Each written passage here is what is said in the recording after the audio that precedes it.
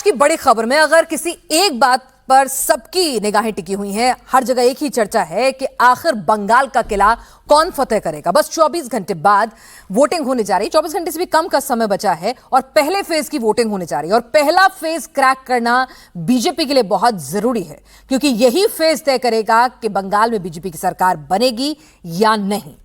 योगी इस बीच बंगाल में first phase में 80% सीट जीतने का दावा कर रहे हैं। सीधे कहें तो फर्स्ट फेज की 152 सीट में से 122 सीट का दावा जीत का योगी कर रहे हैं। सुवेंदु तो और 4 कदम आगे निकल रहे हैं, कह रहे हैं 80 नहीं 90% का स्ट्राइक रेट लाऊंगा। अमित शाह कह रहे हैं 4 मई को 1 बजे तक बीजेपी की सरकार बन जाएगी। भाई चुनाव है, रैलियां हैं, बड़े बड़े दावे होते हैं, लेकिन दावों में दम कितना है। बीजेपी अगर 80-90% नहीं, कम से कम 100 का टारगेट अचीव नहीं करती है तो फिर दिक्कत हो जाएगी। अगर कल की जो फर्स्ट फेज की वोटिंग में 152 सीटें हैं, अगर बीजेपी उसमें 152 में से 100 नंबर नहीं लाती है, 100 सीटें नहीं लाती है, तो फिर बीजेपी का बंगाल फतेह का सपना एक बार फिर से टूटेगा। बीजेपी को अगर बंगाल में मैजिक फिगर 148 अचीव करना है तो फर्स्ट फेज में कम से कम 100 सीटें जीतनी होंगी, क्योंकि जो सेकंड फेज की सीटें हैं बीजेपी वहां काफी कमजोर स्थिति में है। चाहे समीकरण देख लीजिए, संगठन देख लीजिए। तो कमोबेश कल की वोटिंग ये तय करेगी कि बंगाल में बीजेपी का दशकों पुराना इंतजार खत्म होगा या फिर ममता दीदी की वापसी होगी। अगले 1 घंटे में चुनावी विश्लेषक पार्टी के नेताओं से उन तमाम सिनेरियोज पर चर्चा करेंगे जहां से ये जो टारगेट है, टारगेट 100 बीजेपी अचीव कर सकती है या भाई अचीवेबल नहीं है, ग्राउंड पर पॉसिबल नहीं है। यही सवाल को हम टटोलेंगे एक्सपर्ट्स के जरिए, नेताओं के जरिए और साथ ही साथ डेटा के जरिए। क्या ममता के खिलाफ कोई साइलेंट वेव है जो बीजेपी को जिताएगी? सारे समीकरण धरे के धरे रह जाएंगे। क्या कांग्रेस और लेफ्ट मिलकर अच्छा चुनाव लड़ रहे हैं और वो वोट काटने का काम करेंगे और उसका नतीजा ये होगा कि 15 से 20 सीटें जो है वो टीएमसी को हरा देंगे, तो यानी टीएमसी हारेगी, ऑटोमेटिकली बीजेपी जीतेगी। मुस्लिम वोट क्या बटेगा? क्या एसआईआर का असर समीकरणों को बदलेगा? क्या हिंदू वोट जो बीजेपी के पास पहले से 50% है उसमें 10% का इजाफा हो जाएगा? तो सवाल यही है कि आखिर बीजेपी टारगेट 100 को अचीव कैसे करेगी, कर भी सकती है कि नहीं।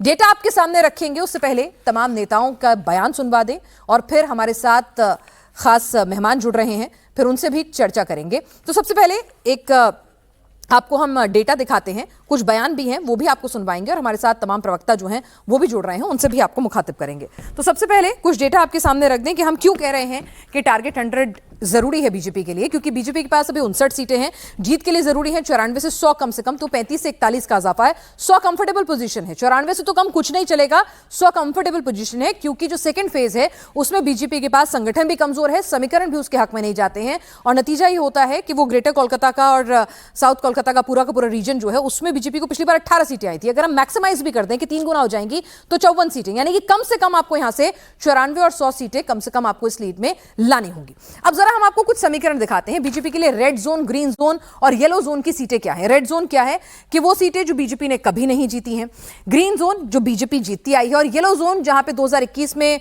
जीती और फिर 2024 में पिछड़ गई, 2021 में हारी लेकिन 2024 के लोकसभा चुनाव में लीड ले ली। तो ये डेटा आपके सामने रखते हैं। सबसे पहले येलो जोन की सीटों की बात करते हैं। 2021 में 93 सीटें जो हैं बीजेपी हारी थी और 2024 में लीड ली थी 18 सीटों पर। तो यानी 18 सीटें ऐसी थी कि 2021 के बाद लोकसभा चुनाव जब आया तो अगर उसको कन्वर्ट करें विधानसभा चुनाव की लीड में तो 18 पर बीजेपी लीड लेती हुई नजर आ रही थी। तो यानी कि 18 सीटों पर बुलिश हो सकती है बीजेपी कि भाई 18 पे मेहनत कर लेते हैं, लोकसभा में लीड मिली थी, क्या पता जीत भी मिल जाए, कुछ परम्यूटेशन कॉम्बिनेशन सॉल्व हो जाए। अब ग्रीन जोन की बात करते हैं। 2021 में 59 सीटें जीती थी, 2024 में भी 45 पर लीड बरकरार रखी है। 59 सीटें वो हैं जो जीती थी बीजेपी, तो यानी ग्रीन जोन की ये सीटें हैं, यहां पर बीजेपी जीतती आई है और लीड इनमें से 45 पर बरकरार रखी है। इसमें से लीड कुछ पे कम हो गई है, वो येलो जोन में हमने डाली हैं सीटें, लेकिन इन 59 में से 45 सीटें तो ऐसी हैं श्योर शॉट कि भाई, और इससे पीछे का डेटा हम आपको दिखा नहीं सकते हैं क्योंकि उससे पहले बीजेपी के पास सिर्फ 3 ही सीटें थी। तो कमोबेश इस 59 को ही आप मान के चलिए कि 59 में से ये वही सीटें हैं जो बीजेपी जीती है और 2024 में भी 45 ऐसी हैं जिसमें वो ग्रीन जोन में। अब रेड जोन की सीटें, यानी कि जहां पर जीत हार का मार्जिन जो है वो इतना ज्यादा हो गया है कि वहां पर बीजेपी के लिए जीत निकाल पाना, यानी कि उन सीटों में जीतना थोड़ा मुश्किल होगा। तो 2021 में, अभी आपको बताएं कि 2021 में 14 सीटों में हारे हैं और 2024 में पिछड़े हैं 45 सीटों पर, यानी कि कमोबेश वही स्थिति जो है यहां पर बनी रही है। इस डेटा के नंबर्स को हम फिर से वेरीफाई करेंगे तो 2021 में 14 सीटें हारे हैं, 2024 में पिछड़े भी हैं। तो हमने आपको कुछ सीटें दिखाई हैं जो रेड जोन की हैं, यानी वो सीटें जो बीजेपी कभी नहीं जीत पाई है, जिसमें हार जीत का मार्जिन बहुत ज्यादा है।